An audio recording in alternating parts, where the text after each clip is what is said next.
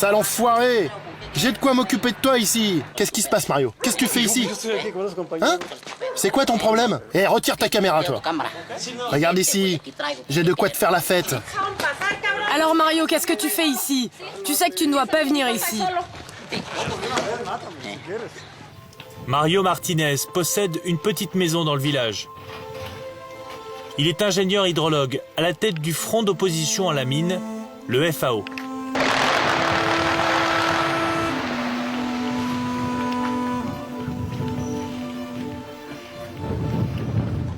Comme tu as vu, il y a eu une explosion. Et les rochers qui ne contiennent pas d'or, ils les mettent là-bas, sur cette colline.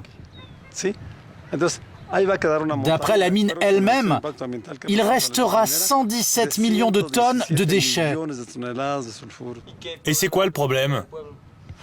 Ces rochers peuvent créer des fuites d'arsenic, surtout qu'il y a une rivière là-bas qui alimente les nappes phréatiques de toute la région.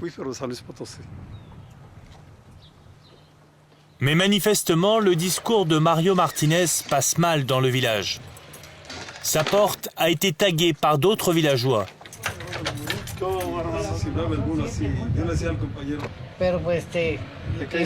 T'as vu?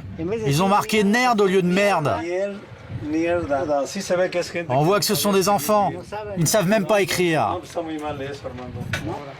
Nous demandons à Mario Martinez de nous conduire à l'entrée de la mine. Pour lui, c'est inhabituel, il est sur ses gardes. Et pendant que nous l'interviewons, des villageois le prennent à partie. Sale enfoiré! J'ai de quoi m'occuper de toi ici. Arrête de rigoler, enfoiré! C'est les gens qui travaillent pour la mine. Ils nous demandent ce qu'on fait ici. Très vite, la situation va dégénérer. C'est un lieu public ici, j'ai le droit d'être là. Eh, qu'est-ce qui se passe, Mario? Qu'est-ce que tu fais ici? Hein? C'est quoi ton problème? Eh, retire ta caméra, toi. Retire ta caméra. Qu'est-ce qu'il y a? Demande-lui ce qui se passe. C'est quoi le problème? Quel est le problème? Putain de Mario.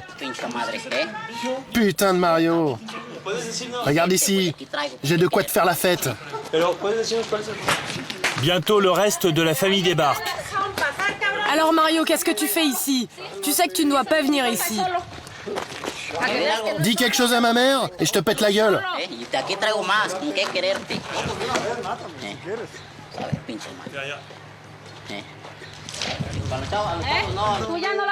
La situation est explosive.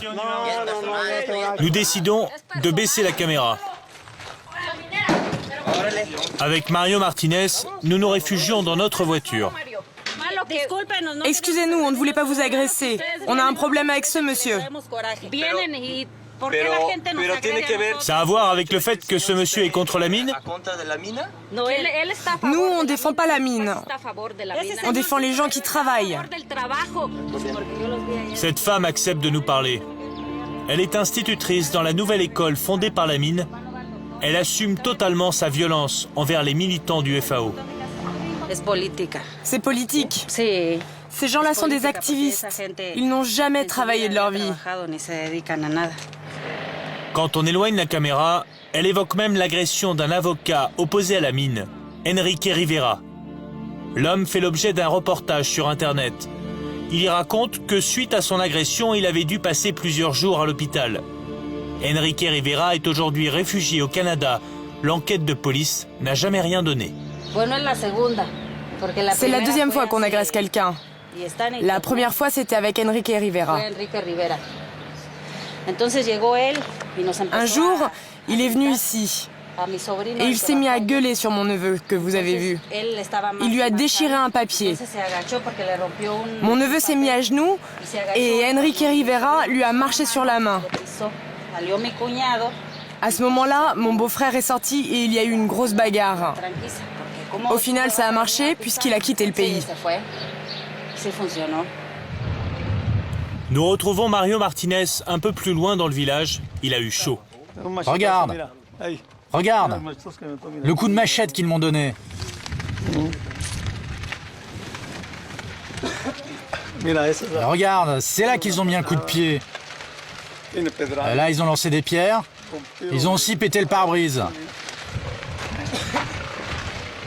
Ces gens-là, avant, ils étaient contre la mine. Eux, ils étaient contre la mine? Oui. On faisait même des réunions avec eux. Mais la mine a commencé à leur donner de l'argent, à leur donner du travail. Et ils ont changé de bord. Ce jour-là, ces policiers n'ont même pas interrogé les agresseurs. Mais Mario Martinez va tout de même porter plainte. La compagnie minière a-t-elle conscience de ce climat de violence qui règne au village depuis son arrivée? Nous retournons à la mine, mais nous ne sommes pas les bienvenus. Ce garde nous demande de partir. Nous rappelons la chargée de presse qui nous avait fait visiter la mine. Elle est repartie au Canada depuis. Bonjour, comment ça va? On a eu un petit problème, Rhonda. Quoi donc? On a fait une interview avec un homme qui s'appelle Mario Martinez. Et pendant qu'on l'interviewait, les villageois sont venus nous attaquer avec des machettes et même avec un revolver. Bon, attendez, laissez-moi passer quelques coups de fil. Je vais voir ce qui se passe et je vous rappelle dans une demi-heure. Ok, d'accord. Rhonda Beneteau nous rappelle plus tard dans la soirée. Elle ne condamne pas vraiment les agressions. On commence à en avoir vraiment marre de devoir nous justifier. Avec les dizaines de millions de dollars qu'on a dépensés pour reconstruire des maisons, pour fournir un médecin gratuitement aux ouvriers. Non mais attendez, on a été bien plus généreux que n'importe quelle autre compagnie minière. On en a vraiment marre de toutes ces conneries, hein. À Cerro de San Pedro, la mine n'est pas près de s'arrêter. Au troisième trimestre 2008, ses ventes d'or ont augmenté de plus de 17%.